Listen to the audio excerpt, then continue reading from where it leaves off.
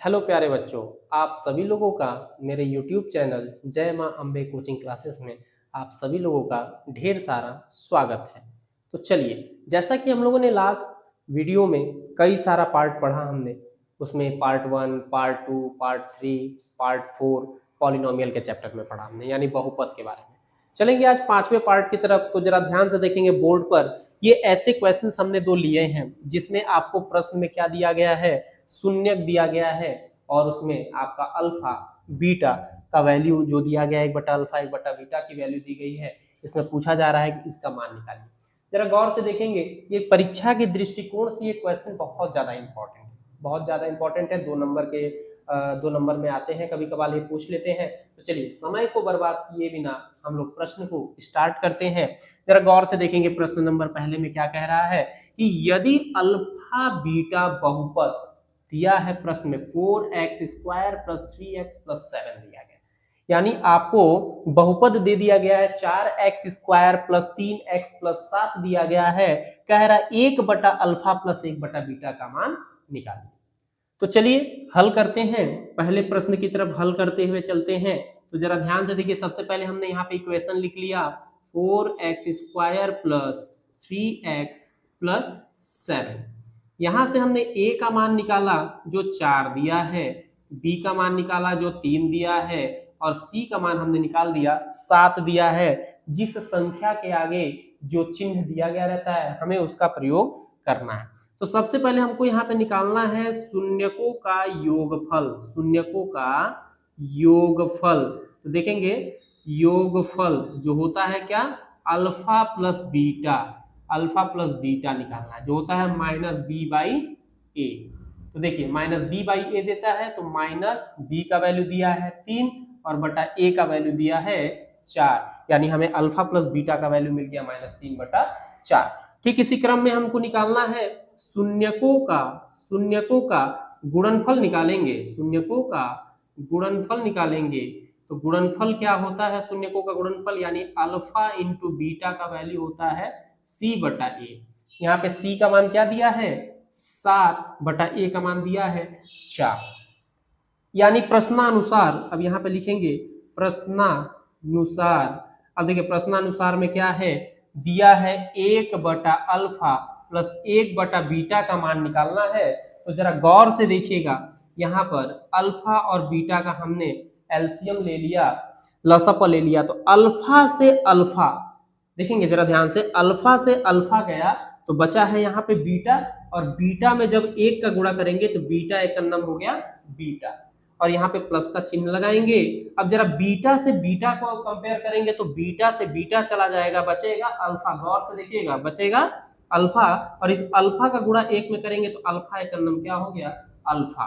तो जरा ध्यान से देखिए, इसको हम लिख सकते हैं अल्फा प्लस बीटा और इसको लिख सकते हैं अल्फा इंटू बीटा। जरा गौर से देखेंगे, अल्फा प्लस बीटा का मान दिया है -3/4, तो यहाँ पे हम लोग लिख सकते हैं -3/4, और चूंकि ये a/b है इसको a/b भी लिख सकते हैं, तो हमने डिवाइड का चिन्ह लगा करके अल्फा इंटू बीटा का वैल्यू दिया 7/4। तो ठीक इस क्रम में जब भी माइनस दिया गया रहता है उसको हम लोग इंटू में चेंज करते हैं, तो 4 इधर का उल्टा हो जाता है, 4 ऊपर गया और 7 नीचे आ गया। देखिए 4 से 4 गया, बचा -3/7, यानी ये हो गया हमारा क्या आंसर। तो ठीक इस क्रम में हमने देखा कि कैसे इस प्रश्न को दिया गया, इस क्रम में हमने 1/अल्फा और 1/बीटा का मान निकाला। तो ठीक इसी क्रम में चलेंगे, एक और प्रश्न दिया है कि यदि बहुपद हमारा 2x² - 6x + 5 दिया गया है, तो कह रहा है alpha upon beta plus beta upon alpha का मान बताइए। तो चलेंगे, बिना समय को बर्बाद किए हुए हल करते हैं इसको। लिखते हैं, हमारा इक्वेशन दिया है 2x² - 6x + 5। यहां से a का मान निकालेंगे, a का मान हो गया 2, b का मान निकालेंगे -6 और c का मान निकाल दिया 5।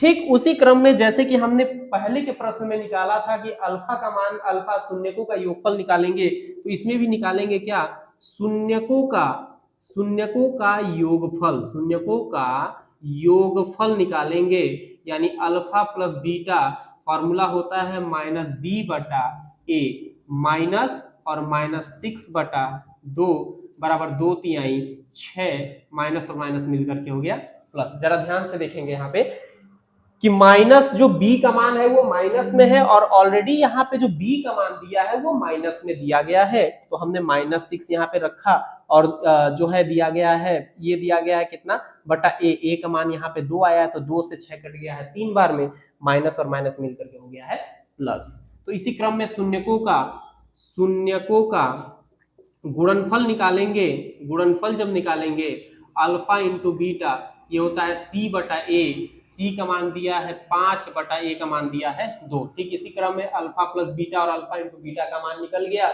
चलेंगे प्रश्नानुसार, प्रश्न हमारा क्या कह रहा है, प्रश्नानुसार देखेंगे, प्रश्नानुसार क्या कह रहा है कि alpha upon beta plus beta upon alpha का मान ज्ञात करिए। तो ठीक उसी क्रम में ध्यान देंगे, फिर हम एलसीएम लेंगे। यहाँ पे ये हो गया बीटा और अल्फा। जरा ध्यान से देखेंगे, यहाँ पे समझने वाली बात है, थोड़ी सी भी गड़बड़ी होती है तो आपका यहाँ पे मार्क्स कटने के चांसेस ज्यादा हो।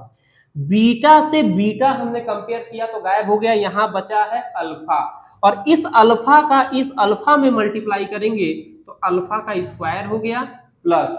अब यहाँ देखिए बीटा से बीटा गया तो अल्फा बचा, अल्फा का अल्फा में गुणा किया तो अल्फा स्क्वायर। ठीक इसी क्रम में अल्फा से अल्फा गया तो बचा बीटा, और बीटा में बीटा का स्क्वायर किया तो बीटा का स्क्वायर। एक फॉर्मूला होता है ए स्क्वायर प्लस बी स्क्वायर का, जिसमें लिखा जाता है ए प्लस बी का होल स्क्वायर माइनस 2ab, और एक होता है ए माइनस बी का होल स्क्वायर प्लस 2ab। क्योंकि इस प्रश्न में हम लोगों ने अल्फा प्लस बीटा पढ़ा है, तो इसके जगह पर हम लोग क्या लिख सकते हैं, अल्फा प्लस बीटा का whole square minus 2 alpha beta, और अपॉन में दिया है अल्फा बीटा। तो चलेंगे इसी क्रम में अल्फा प्लस बीटा का मान दिया है 3, तो हमने यहाँ पे कर लिया 3 का स्क्वायर माइनस 2 गुणे अल्फा इंटू बीटा का मान दिया है 5 बटा 2। जरा ध्यान से देखेंगे 5 बटा 2, अब बटा यहाँ पे दिया है 5 बटा 2। तो जरा गौर से देखेंगे, यहाँ से 2 से 2 हमने काट दिया तो 3 का वर्ग हो गया, 3 त्रिक का हो गया कितना 9 माइनस 5 एकन्नम 5, इसको और डिवाइडेड बाई कर सकते हैं 5 बटा 2। तो ठीक इसी क्रम में देखेंगे यहाँ पर देखते हैं 9 में से 5 गया तो बचेगा 4, और डिवाइड का यहाँ पे भाग का चिन्ह लगा करके हो गया 5 बटा 2। तो इसको हम गुणे में चेंज करते हैं तो 2 ऊपर चला जाएगा और 5, क्योंकि जब भी डिवाइड को इनटू में चेंज करते हैं, जो है गुणा में बदलते हैं, तो यहाँ पे क्या होता है, ये रेसिप्रोकल हो जाता है, अंश हर में चला जाता है, हर अंश में आ जाता है। तो इसका गुणा करेंगे 4 दूना हो गया 8 और 5 बटा, यानी इसका आंसर हो गया 8 बटा 5। तो आपने देखा प्यारे बच्चों कि किस तरीके से बहुपद का मान दिया गया है, बहुपद का दिया गया है, वैल्यू शून्य दिए गए और कह रहा है इसका मान निकालिए। तो इस क्रम में जैसे कि हमने रखा, इस क्रम में हम इस तरीके से इसका आंसर निकाल सकते हैं। तो उम्मीद करते हैं आपको ये वीडियो पसंद आया होगा और आपको प्रश्न काफी अच्छे से समझ में आया होगा, और ठीक इसी तरह के वीडियोस को पाने के लिए हमारे चैनल को सब्सक्राइब करना ना भूलें और इसी तरह से वीडियोस को देखते रहें।